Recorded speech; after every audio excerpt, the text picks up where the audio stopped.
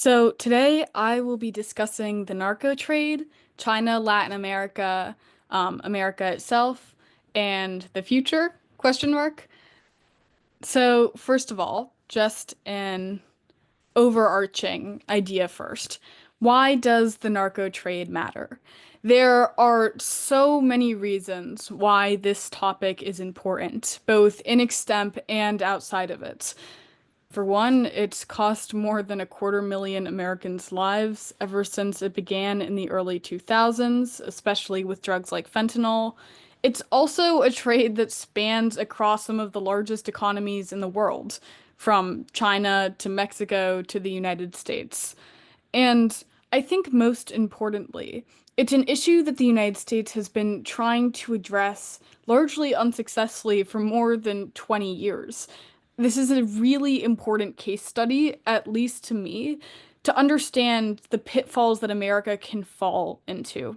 And I also think it's an important idea of how multipolar the world is when we look at all of the different actors involved. So, first of all, I thought it would be prudent just to go over some basic terminology. First, fentanyl. Fentanyl is a synthetic narcotic. What that means is that it was created in a lab and isn't naturally occurring in the world. It's 50 times more powerful than heroin and has killed more than 100,000 Americans in 2024 alone. 2 milligrams of fentanyl is considered deadly. To put that in context, that's about 5 to 10 grains of table salt.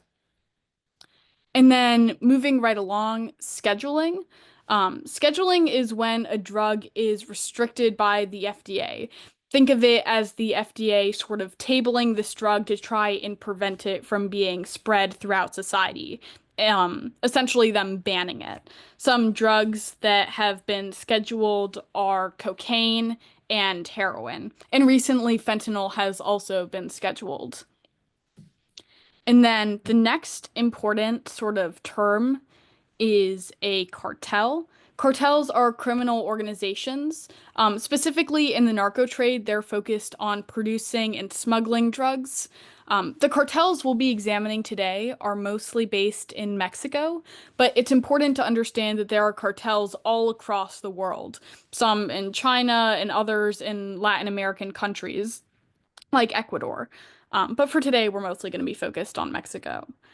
The next important fact, which I sort of covered above, are synthetic drugs. These are drugs created in a lab. And recently, they've become more common in the United States. Synthetic drugs are drugs like fentanyl, where naturally occurring drugs like are drugs like heroin, for example. Oh yeah, a question. Go ahead. So you know how like fentanyl and all of these different like lab drugs, they're like not curing naturally and everything. And if all of these drugs are like restricted by the FDA, are they like still making them like illegally, or it's just like are they allowed to make it in like the labs? Yeah, that's a really good question, and I'll sort of be getting into that a little bit later. In some cases, the FDA will give a specific company a special permit to produce drugs. So, like high-ranking pharmaceutical companies that are associated with the government can oftentimes make fentanyl in very small quantities because the drug is also a painkiller. But largely, the fentanyl we're seeing produced and utilized in the drug trade is, yes, illegally made. Um, and additionally, it makes it more complex when we look at chemical precursors, but I'll get into what that is later on in the lecture. Okay. Um, yeah. Oh, Oh, and just a general thing, if anyone has any questions, go ahead and raise your hand and I'd be happy to answer them. I'll also be doing a Q&A at the end of the lecture if y'all have any questions. And then the final important term that we should go over is a precursor. A precursor is a substance or chemical that can be used in a reaction to make a drug. And while that might sound really theoretical, just think of a precursor as like an ingredient to make something. Like, for example, like baking soda is a precursor to make a cake. It experiences a chemical reaction to make something new. Um, and while fentanyl itself might be scheduled, the precursors or the materials to make it oftentimes are not. So that is a problem that we're going to examine later on. All right. So, first of all, a brief history of the drug trade. Um, the drug trade has been going on for centuries. Drugs like opium were discovered all the way back in 200 BCE, and have been used for centuries as a way to self-medicate. But in the 20th century, we really saw the drug trade start to ramp up. The reason why that was happening is the industrial boom sort of hit all different types of sectors across the world.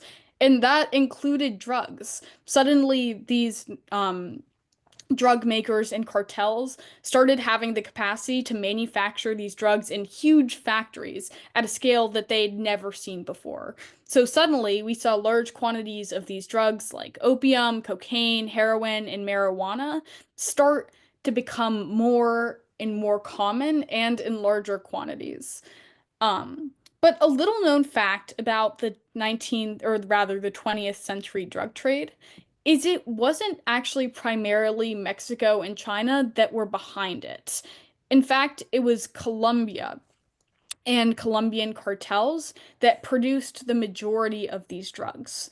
The reason why was during the 20th century, especially during the first half of the 20th century, Mexico seemed like it was on an upwards trajectory, both in economic growth and its democracy. Even though it was largely under a one-party rule, the economy was thriving for a really long time. So the drug trade was less common because people had high-paying jobs. Mexico seemed like an economic future, where countries like Colombia were struggling economically. There weren't very many opportunities. And so the drug trade was a way for people to easily make money. But in the 1970s, the CIA and the United States government started cracking down on Colombian trade, um, trying to start the war on drugs. And so a lot of these Colombian cartels started falling apart. They no longer had the resources they need, and they were constantly getting attacked by American forces. And so suddenly, um, as Mexico is starting to see sort of less economic opportunity in the 1970s and 1980s, coupled with the fall of the Colombian drug trade, suddenly these Mexican cartels start popping up and appearing.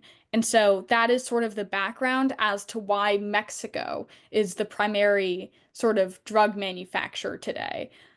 It was the fall of the Colombian cartels in the 20th century. And then in 1971, President Nixon declares the war on drugs.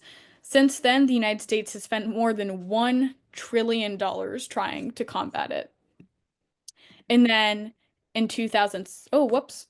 And then in 2007, um, Mexican President Felipe Calderón declared the Mexican War on Drugs. And that is when the United States and Mexico started working together. Yes, question. Sorry, my thing went on mute. But you know how like they're mass like producing drugs? What are they like used for? Like, are all of them just used for like painkillers or like people who are like hooked on drugs? That's also a really good question. I will get into There that a should little be bit. that many. Yeah, Like, that's a, oh, sorry, go ahead. no, that's it. Sorry. Oh, yeah. So I'm going to get into this a little bit later, but the reality is a lot of these synthetic narcotics um, started out as painkillers. Fentanyl, for example, was used as a painkiller post-surgery in the 1990s.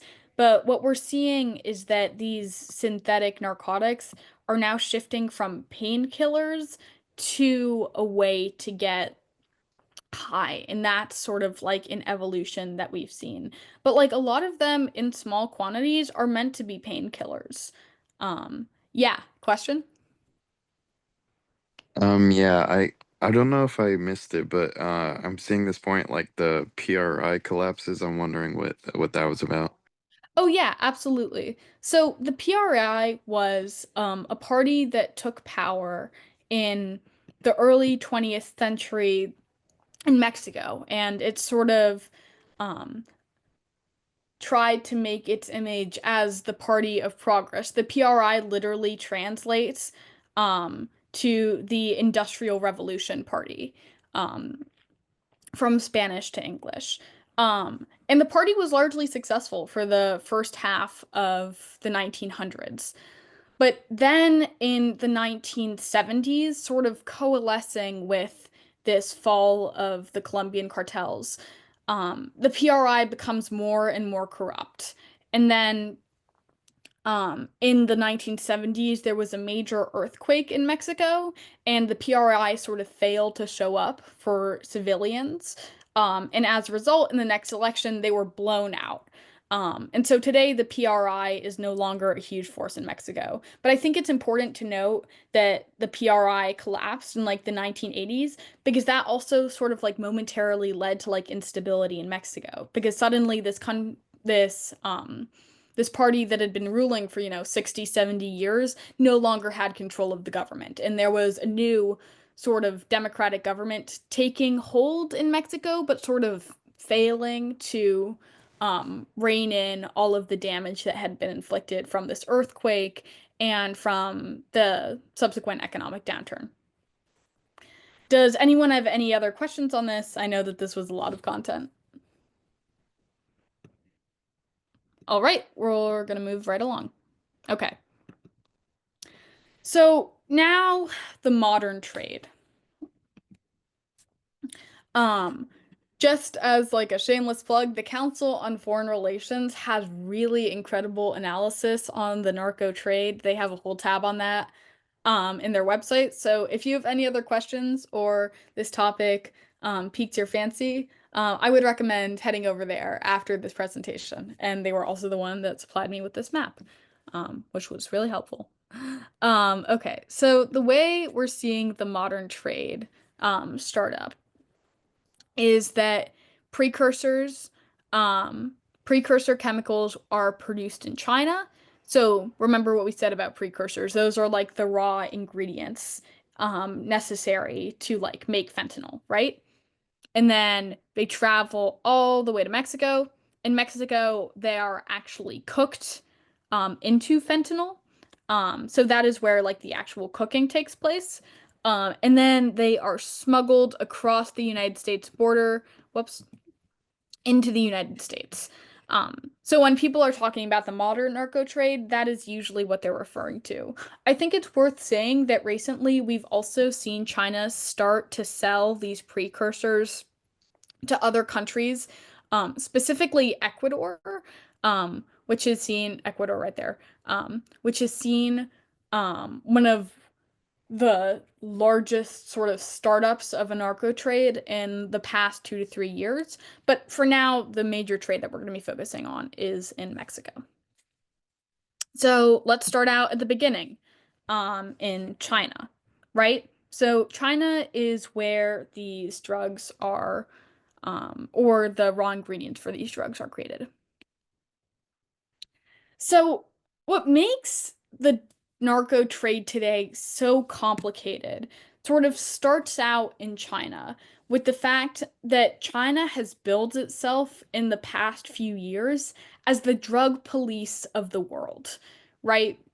So, just a little bit of background. Um, Much of Chinese society is still traumatized by the Opium Wars. In the 1800s, where Chinese society was sort of overwhelmed by this drug as a ploy by Britain to sort of weaken the Chinese empire. And so now Xi Jinping, the current president and premier of China, who took power in 2015, has sort of said the Opium Wars are never going to repeat, and to make up for this fraught history, China is going to be the drug police of the world. And so what we've seen is that on paper, China actually cracks down on a lot of drugs, specifically in their criminal code. Article 347 to 357 and the criminal law for the People's Republic of China has really stiff penalties for anyone carrying narcotics. For example, anyone who is seen manufacturing over 50 grams of heroin or fentanyl is immediately subjected to the death penalty.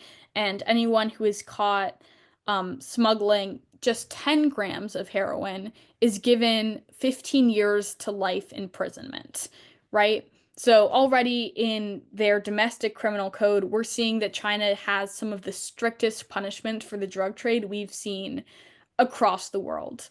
And then these are just some of the other mandates for marijuana.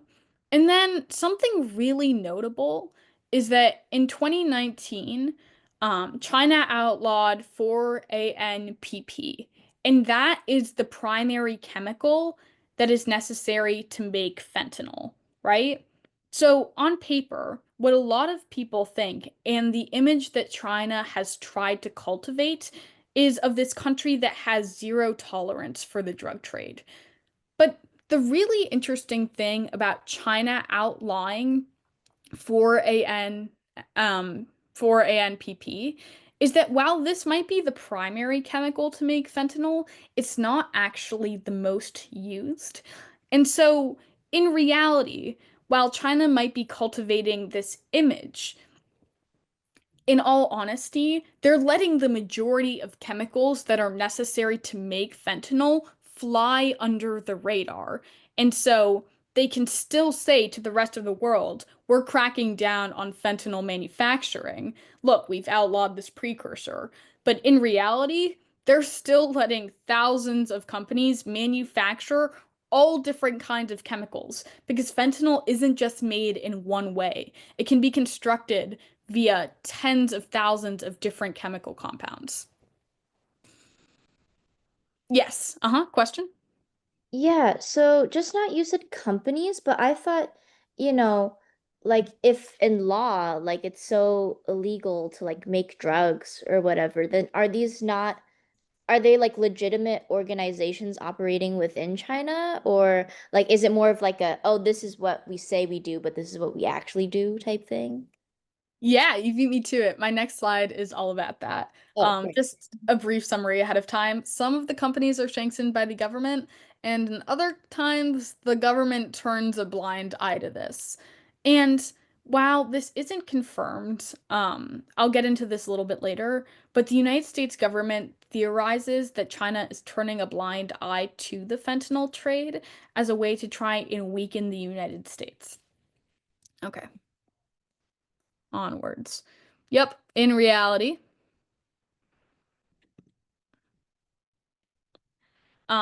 China is not the hard on drugs sort of country that it tries to portray itself as. So, the first bullet point on this list is Yicheng Humanwell Pharmaceuticals. This is one of the largest companies in China to date. Um, and most importantly, the Chinese government has given it a grant to produce fentanyl precursors, including 4-ANNPP. And the reason why is because the CEO of Yicheng Pharmaceuticals is also a loyal member of the Chinese Communist Party, which is the current ruling party within China, right? And while Yicheng Humanwell Pharmaceuticals has denied being a part of the fentanyl trade, the Department of Homeland Security released a memo to us in 2023 stating that the pharmaceutical company has been involved in the fentanyl trade. So this is an example of the Chinese government sanctioning a company to produce fentanyl that has been involved in the fentanyl trade, right? And then that's just one example, though. If we take the second bullet point on the list, Hubei, a Marvel Biotech. This is a company that under Chinese law is restricted from manufacturing for an NPP and shouldn't be a manufacturer in the fentanyl trade because it's outlawed within China. And yet, in reality, um, Hubei, a Marvel Biotech, is actually currently under criminal prosecution in New York. Their CEO has been prosecuted in New York for being a part of the fentanyl trade. And when he was asked to testify about this in December of 2023, he testified that many police forces within China had turned a blind eye to his company intentionally to try and help him further the fentanyl trade. So, this is an example of a company that's sort of flown under the radar, and this is an example of a company that has been sanctioned by the Chinese government. But both of them are involved in the fentanyl trade and ship directly to Mexico. And then in general, there are more than 160,000 precursor manufacturers in China. What that means is that there are literally hundreds of thousands of companies that have the capacity to produce these chemicals. And the fact that there are so many of them shows that the Chinese government isn't as serious as it likes to say, about cracking down on the precursor trade. And while China might like to tout itself as a collaborator with the United States to try and combat the fentanyl trade, there was a really interesting instance in 2019 where members of the FDA were meant to go to China to collaborate with the Chinese government to start inspecting factories that were suspected of the fentanyl trade. But suspiciously, the members of the FDA saw their visas delayed by more than 8 months. To put that in context, that's virtually unheard of, especially with such high-ranking US officials. And so many theorize that the reason why these visas were delayed was because the Chinese Communist Party and the government as a whole hit the panic button and was like, wait, we don't want these government officials coming to our country because they are going to see the extent of precursor manufacturers.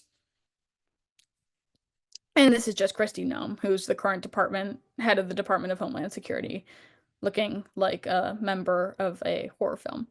Yep. Any questions on this so far?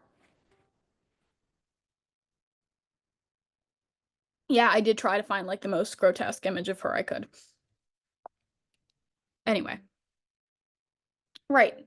So now we understand how these precursors are manufactured.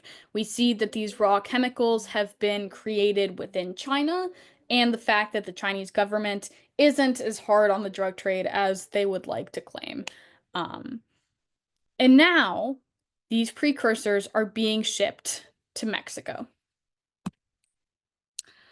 So to understand the part of the narco trade that takes place within Mexico, you need to understand the Mexican cartels, or sort of organized crime organizations, which have enabled these drugs to be cooked and manufactured. The most important name that you're going to need to remember from this presentation and beyond is the Sinaloa cartel. The Sinaloa cartel is unsurprisingly based in Sinaloa, Mexico. It's led by Joaquim El Chapo Guzman. It operates in 47 different countries, and it was founded in 1987. And what's notable about this, like I said, is like this was right after the PRI had collapsed. So like in this time of like turmoil, we see this cartel emerge.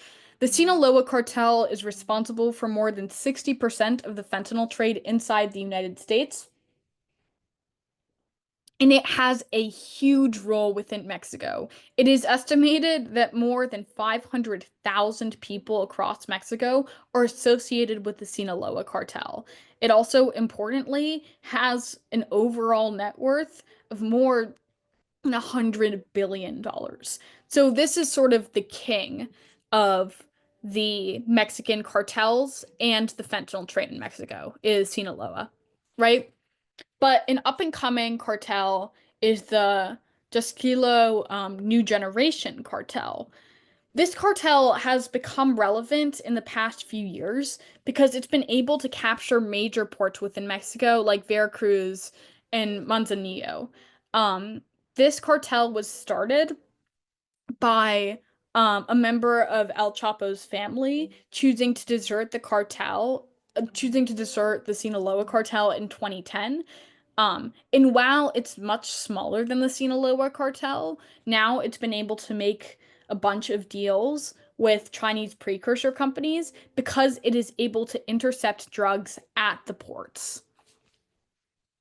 And then the final sort of notable cartel is the Los Zetas. This is a paramilitary group founded in the 1990s who then got interested in the drug trade in the early 2000s. The Mexican government was incredibly focused on trying to eliminate Los Zetas in the early 2000s, and so it largely fell apart in 2007.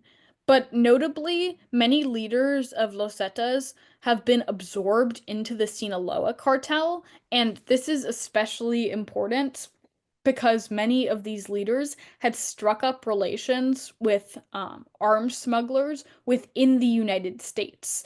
So part of the reason why these cartels are so dangerous is because they are armed to the teeth. And I'll get into that a little bit later. Oh, yeah, yeah, yeah. Yeah, so earlier you mentioned that like the net worth for the Sinaloa cartel was like 100 billion or something like that. So I was wondering, what like do you have like an estimate of like how much the Chinese companies are making because they're making like the precursors and stuff and they do all these like trade deals with Mexico and stuff?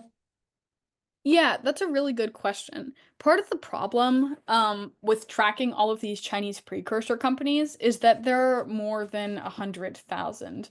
What's sort of notable about the cartels in Mexico is the fact that there are actually only like four or five that control the majority of Mexican territory.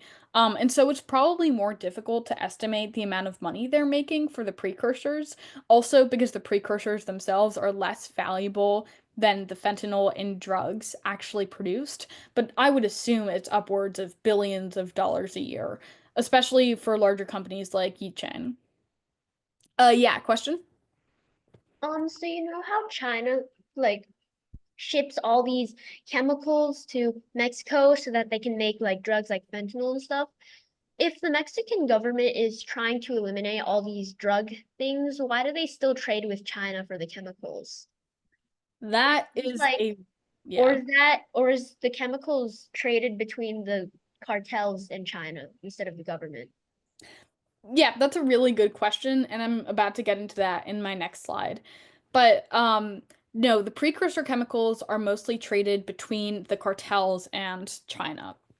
And really interestingly, the cartels, I was going to get into this later, but it's worth mentioning now. The Sinaloa cartel has started recruiting chemist majors within Mexico to help cook these drugs. So, the way it works is essentially China will ship these precursors and then Mexico will complete them and make them into drugs. Yes, Okay, thank you. of course. So, the question that a lot of people raise up is, well, okay, it seems like Mexico has this huge drug problem. Like, look at how far these cartels are spanning in the country. Why isn't the Mexican government intervening? And the honest but disappointing answer is the fact that Mexican politics are deeply involved with the cartels. The first example, and probably most infamous example of this, is Genaro Garcia Luna. Garcia Luna was a member of AMLO, or Andres Manuel Lopez Obrador's administration. AMLO was the president of Mexico during the early 2010s and early 2020s, and was a hugely influential member of Mexican society. Garcia Luna was Mexico's Secretary of Public Security from the years of 2006 to 2012. But in 2012, it was discovered that Garcia Luna had accepted upwards of $10 million from the Sinaloa cartel to improve the narco trade. It was discovered that Garcia Luna had facilitated police forces to help protect the Sinaloa cartel and even lie to US officials to expose parts of the United States border where fentanyl and other drugs could be snuck in. So this is a really high profile example of Mexican politics getting impacted by the cartels. And overall, in Mexican society, cartels are everywhere. In the 2024 election that Claudia Sheinbaum won for Mexican president, more than 91 candidates were assassinated by the cartels, shamelessly in broad daylight. So this just explains to us just how influential these cartels are. The fact that they can kill 91 candidates and not one person has been prosecuted or imprisoned for crimes. And then recently, this March, the town of San Miguel, Totolapan, saw its entire governmental force taken over by Los Tetechos. That's like a subsect of the Sinaloa cartel. Their local government was completely destroyed in a shoot-off, because the cartel reportedly wanted to crack down on the mayor who tried to outlaw the cartel in the town. And so now sort of the question arises, well, how has it gotten this bad? Like we're seeing in the past few years, like involvement in the government and sort of like these brazen attacks in local Mexican politics. The answer, or an aspect of the answer, is abrazos no balazos.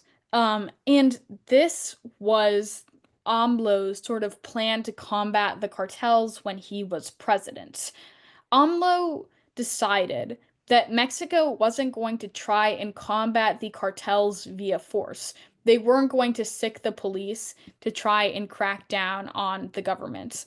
Instead, they were going to try, instead, they were going to attempt to. Oh, yeah, just a question in the chat. I saw who is AMLO. AMLO is Andres Manuel Lopez Obrador. The acronym is just like his name put into a word. And AMLO was the Mexican president from the early 2010s to the early 2020s. Hope that clears it up. So when AMLO was president, his strategy towards the cartels wasn't to use police force, but instead to try and improve educational programs within Mexico, and improve welfare opportunities. And his thought was that people join the cartels because they have no other economic opportunities. So if the Mexican economy improves and people have more jobs, they're not going to go to these cartels.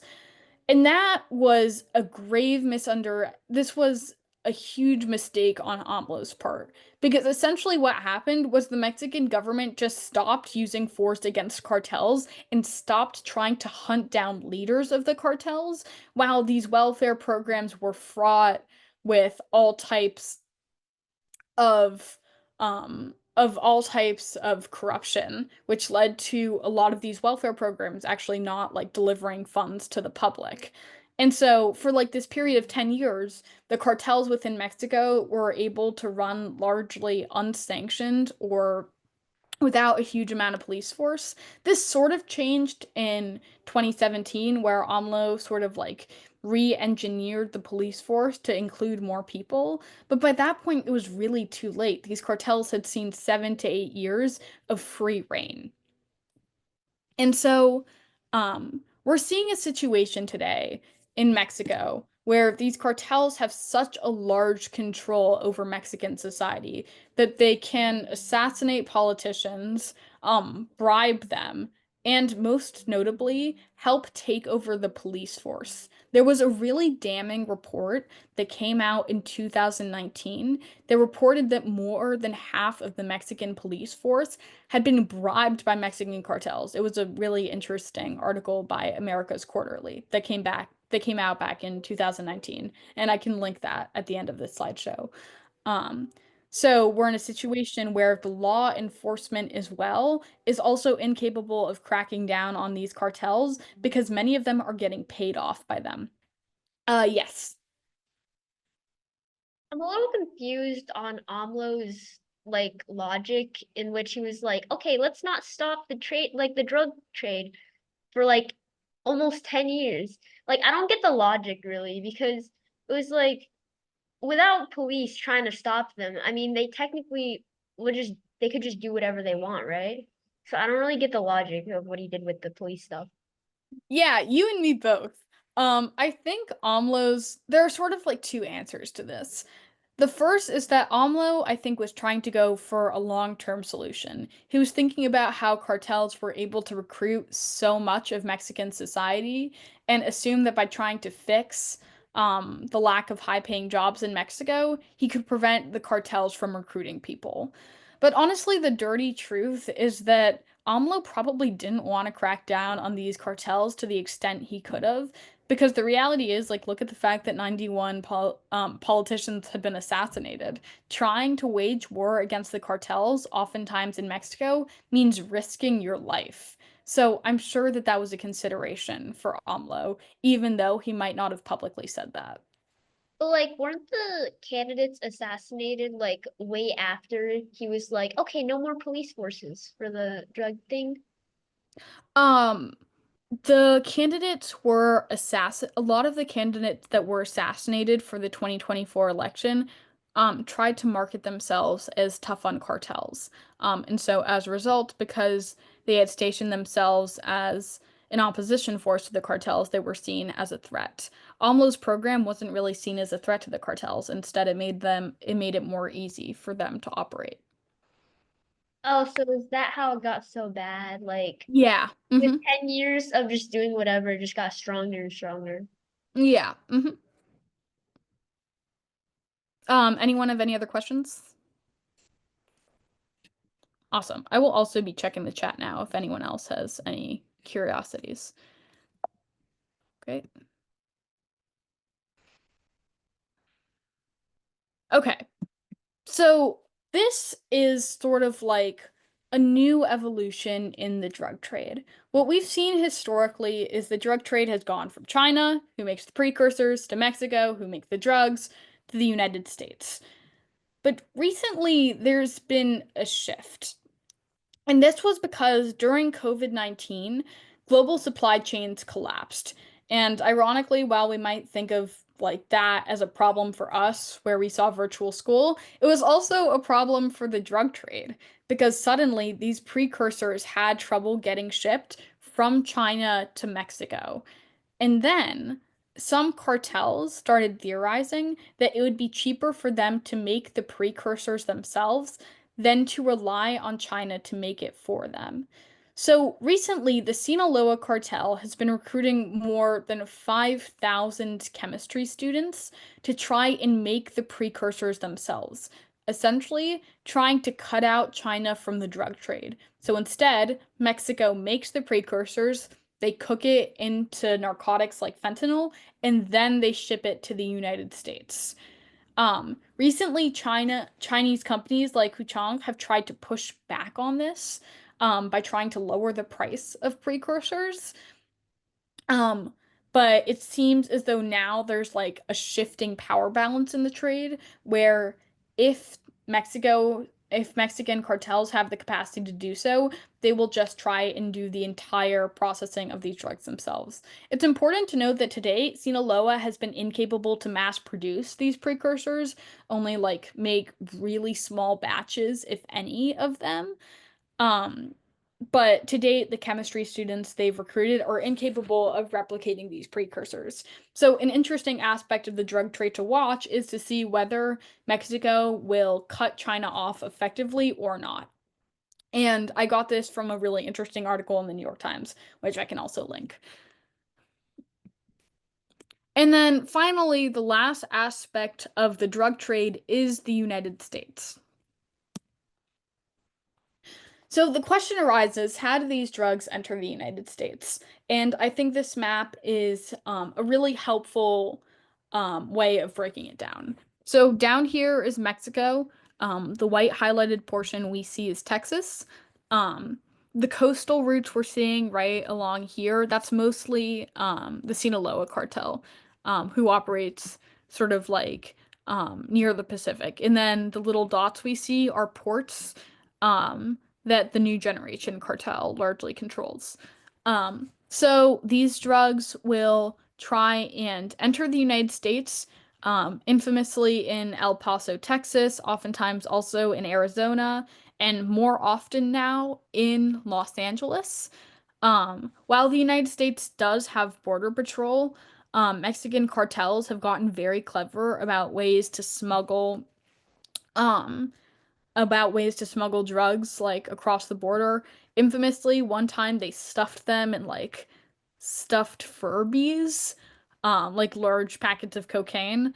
And so while the United States might try its best to sort of like patrol this border between the United States and Mexico, the large entry points we see are in Texas. And then from Texas, these little arrows show where the majority of drugs have been circulated, and the blue dots are are large cities that consume it. So we're seeing a lot in California here, where there's some of the largest amounts of fentanyl overdose in the country. We're seeing a lot here in Appalachia, where the fentanyl trade is also pretty bad, and then sort of circulated out. And so then the question arises, well, what has the United States done? The reality is the fentanyl trade is probably one of the gravest national security threats we've seen. It's killed more Americans than 9/11, in Iraq combined. But recently the United States spent more than $200 million for fentanyl testing strips at the border. These testing strips are able to detect fentanyl with a 99% success rate. And so now we're seeing more border patrol officers have the capacity to sort of like intercept these drugs when they come to the border. I'm gonna get into tariffs last because I think they're probably the most complex thing. Um, President Trump also passed the HALT Act, which stands for Halt All Lethal Trafficking of Fentanyl. The F isn't included. But this act was actually bipartisan legislation to increase harsher penalties for smuggling fentanyl across the border, making the prison sentences more extreme as a way to try and deter smugglers in the United States. In 2024, the United States was able to seize more than 60 million fentanyl-laced pills, um, which is a sizable increase from the years before, which shows that we're getting better and better at sort of detecting this. And then probably the most extreme thing that President Trump claims he's doing to try and combat the fentanyl trade is to put these tariffs on China and Mexico. A tariff is a tax on imported goods coming into the United States. So that means that, for example, like let's say you buy a block of wood from China, while the raw price of that might be like $5.99, with a tariff tacked on, that might cost $7.99 because it comes from China. So Trump has instated, I think it's a 20% tariff on Mexico and it was 30%. I think it's recently increased to a 60% tariff on China. And the reason why Trump is instating these tariffs reportedly is to try and punish these countries for the fentanyl trade. In reality, I don't think this is 100% like Trump's goal. I think part of it is the fact that he wants the United States economy to compete with China and he believes that these tariffs are going to weaken China.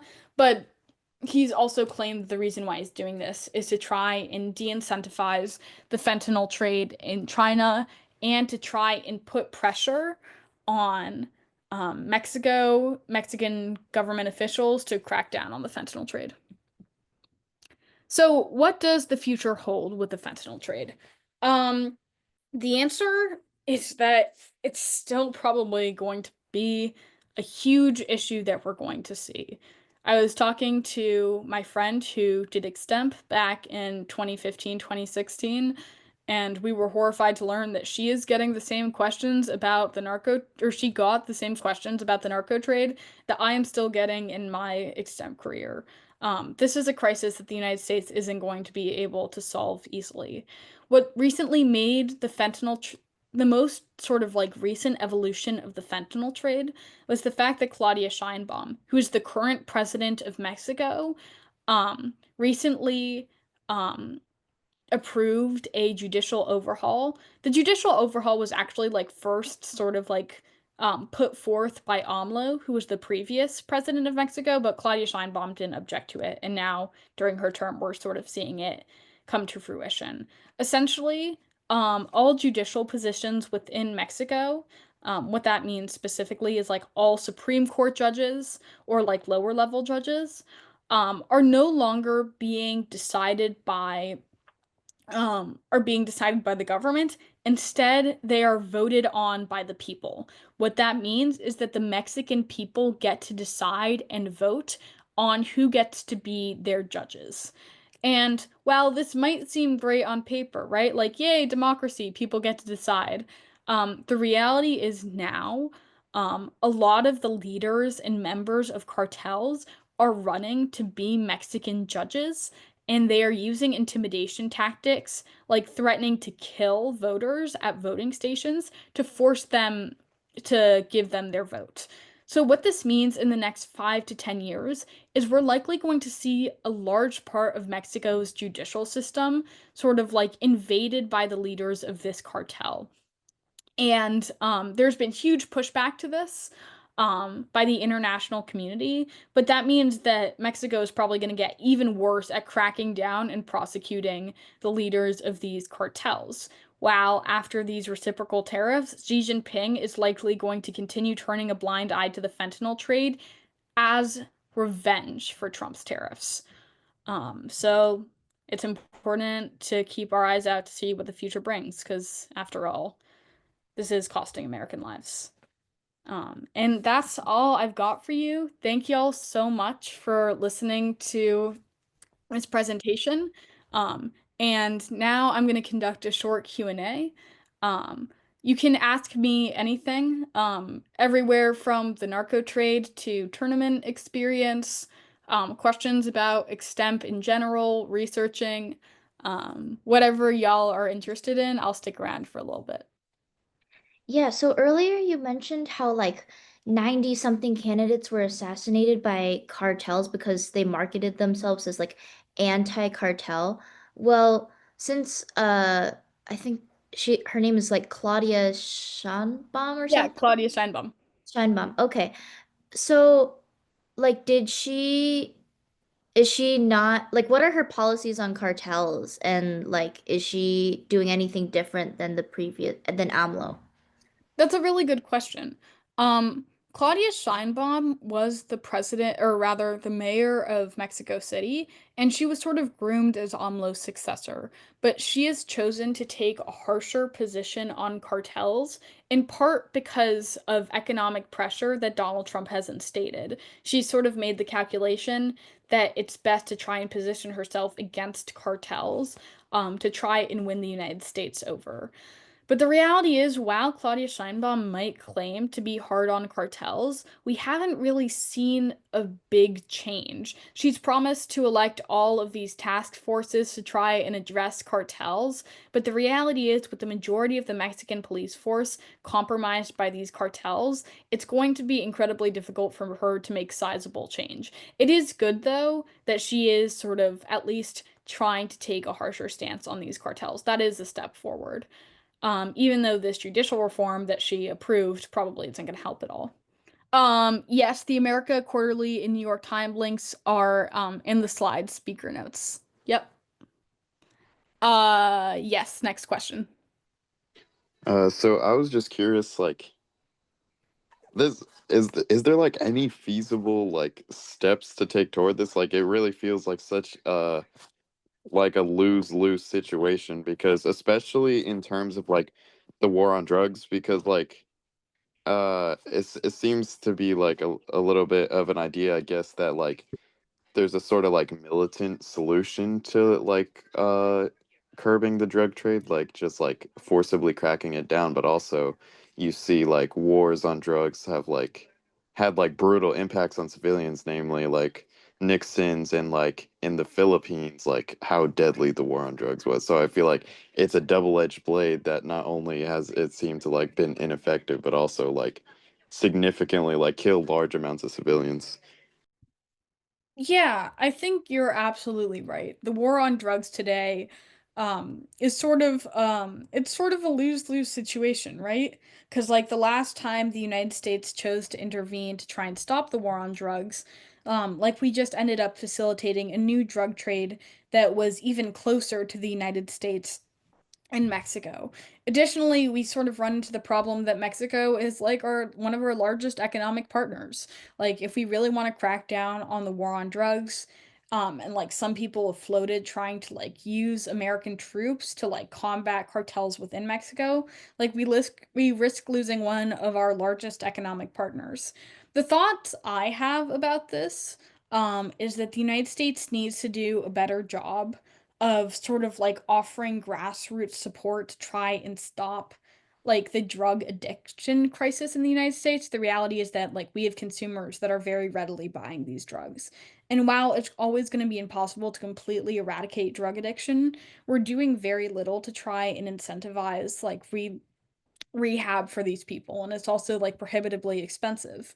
So like one solution I've heard is to like try and see whether programs like Medicaid can cover rehab facilities. Doing so can ensure that these people can get help for addiction, um and decrease the amount of people who are interested in buying these drugs. So that's one solution I've heard of, but you're right, it is an incredibly difficult topic, one that doesn't really have many clear solutions. Yeah, sorry, understandably not like a huge clean answer I can give to that, but yeah. Are there any other questions in general? They can be about Extemp answering questions or the narco trade. Yeah, so I guess like I don't know, because it seems like one of the biggest problems here is that the cartels and or not even the cartels, but just like the either the drug producers in China or the cartels in Mexico, like they're almost like one and the same with the government. Either that or they're like very closely tied to the government. And so like but then if people try to like separate out all the corruption, then like they're probably going to get like killed. So, I mean, I don't know. I guess this isn't really a question, but it's just like I don't know. Like Like a damn, this sucks. yeah, I guess so. Yeah, sort of like ruminating on that aspect. Like it is really difficult. We've seen that these cartels have extended like such a huge amount of control over Mexican territory. The Sinaloa cartel is essentially like a mini government inside, like in and of itself. But I do think that the fact that Claudia Scheinbaum has at least gestured or said that she's against cartels is like something. Um, but yeah, like Mexico's an example of like this like getting pretty bad. And additionally, I would also recommend y'all read up on Ecuador's drug trade. Um, Ecuador is seeing the largest rising sort of like cartel growth that we've seen in Latin America over the past few years. And as of now, Ecuador's government is obviously like incredibly corrupt. But Daniel Noboa, their government, their president has tried to instate like an all-out war on drugs. He's actually mobilized troops and instated curfews to try and fight these cartels. So I think Ecuador is also like a really interesting case study to see like a country like actively really try and fight these cartels. And it's really important to see like whether they're going to be successful or not. So really interesting. I can also like link some articles about Ecuador because that those are also extemp questions you'll definitely get about Ecuador's evolving drug trade. Yes, next question. In general, I see a lot of questions that are like, oh, how can Mexico combat its drug cartel crisis, right? So what are like the most feasible kind of like solutions that are possible? Because this issue is obviously like pretty bad. Yeah, that's a really good question. The points I usually think of, first, Mexico should improve its cooperation with the United States. To date, Claudia Sheinbaum has actually resisted accepting a large amount of United States intelligence about the cartels, for reasons that aren't abundantly clear. And so, if Mexico is able to more effectively work with the United States, on intelligence, that might help the Mexican government and those that aren't corrupted by cartels. Well, now that I'm saying it, it sounds like infeasible. Sort of understand where these cartels are operating. There was actually an example of this successfully being done. The leader of the Sinaloa cartel, El Chapo, his son was arrested by the United States in cooperation with Mexican officials. And that was a huge blow to the Sinaloa cartel because due to shared intelligence, one of their heirs is now imprisoned and is incapable of getting out. Another recommended point I would venture is border security.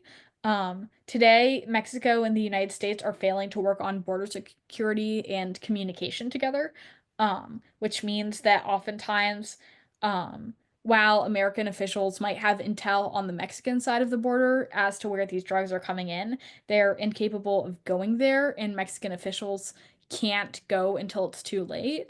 So, improving border security, improving technology, and investing in things like IoT drones could also improve the detection of these drugs. And then another good point that I've heard of, I'm not sure it's like exactly viable, but I think it's still doable in an extemp speech, is to increase funding to the Mexican police force. A lot of the time, the reason why police forces turn to cartels in Mexico is because being a police officer pays incredibly poorly. Um, and while these cartels have offered these officers oftentimes new homes, new cars to cooperate with them. So, another point I've heard a lot is for Mexico to try and improve the salaries of their police officers to sort of decrease corruption. The reality is that these cartels will also like resort to violence, literally threatening to kidnap police officers' families in order to cooperate. And there's no real way to combat that, right? Um, but increasing pay could also be a way to do so. The reality is that this is a really difficult topic to get because so much of the Mexican government is compromised by these cartels, and these cartels will resort to violence when the Mexican government will not. But those are just some interesting points that I've thought about. I hope that helps. And are there any? Oh, yep. So I'm trying to figure out like the best way to phrase this question, but basically, because it does seem, well, it is, the drug trade is like a really prevalent problem within Mexico, and it does seem to be like in their government and judicial system and whatever, but at least with like shifting views on like immigration and stuff, like it definitely seemed like at least Donald Trump was very like fear mongering or like just using tactics that I don't know, but basically, at least when you listen to him, he's like, oh, all Mexican immigrants are like drug dealers or whatever, which obviously can't be true. But then, like, I guess how much, I, I guess it's just hard to tell because it's so like pervasive, right? But I mean, I don't know. I'm trying to figure out the best way to phrase this question. Do you understand what I'm saying? Yeah, sort of like trying to understand like whether these drugs really are coming in from like these immigrants or whether they're largely from. Yeah, and I guess just kind of like the prevalence of like I guess how much of like I guess like the just the regular like average Mexican, like how much would like impact would the drug trade have in their lives and stuff?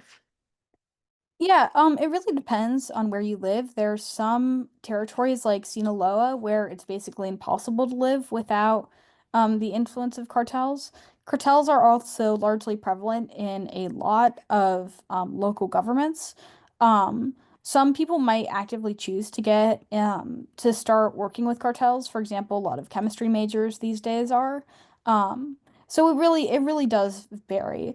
I also think that while the drug smuggling trade is really problematic in the United States, I don't think that the majority of immigrants um, carry drugs. That's just a personal take. I think oftentimes we see people fleeing to the United States because they've gotten in trouble with these cartels and they fear that going back to their homeland will lead to their imminent danger or death. So that's sort of like a take on that. Yes, Daniel. Yeah, I have a bit of a more unrelated question. Yep. So it's actually very unrelated. Go What was ahead. your arts and entertainment question? For NSDA Nationals, Yeah. the arts and entertainment round, I'm sure you know, is the one that got canceled and canceled. But the question I got for that was public how should the public broadcasting station, I think that's what PBS stands for, respond to the Trump administration's attempts to cut its funding. Yeah, I didn't end up giving that speech. That But it might be was the most normal one from that round that I've heard. yeah, no, I really enjoyed prepping that speech. I had a whole like AGD about Elmo prepared. But it was probably a good thing I dodged that room. I was paneled with Charlotte Reitman, who was a two-time TOC champ. So counting my blessings there.